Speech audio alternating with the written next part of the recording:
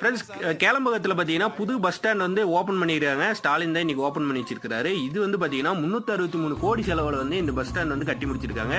3500 bus வந்து செல்ற அளவுக்கு உண்டான ஃபெசிலிட்டி வந்து பண்ணியிருக்காங்க. ஒரே நேரத்தில் 215 பஸ் வந்து நிறுத்தத்துக்கு உண்டான ஃபெசிலிட்டி இங்கே இருக்கு. டோட்டல் அளவு பார்த்தீங்கன்னா 88 ஏக்கர், அதில் 59 ஏக்கர் பஸ்ஸை நிறுத்திக்கலாம். 130 அரசு பேருந்தும் 85 ஆம்னி பேருந்தும் 14 பிளாட்ஃபார்மும் இந்த இடத்துல இருக்கு.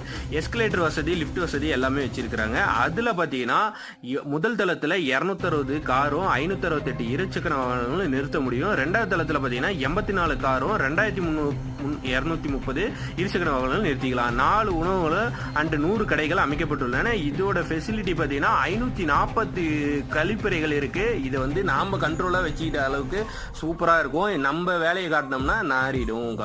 சரி, ஓகே, இதை பத்தி நீங்க என்ன நினைக்கிறீங்கன்றதை கமெண்ட்ல சொல்லுங்க. தேங்க்யூ. உதயசூரியன் சிம்பிள் எத்தனை பேர் நோட் பண்ணீங்க கமெண்ட்ல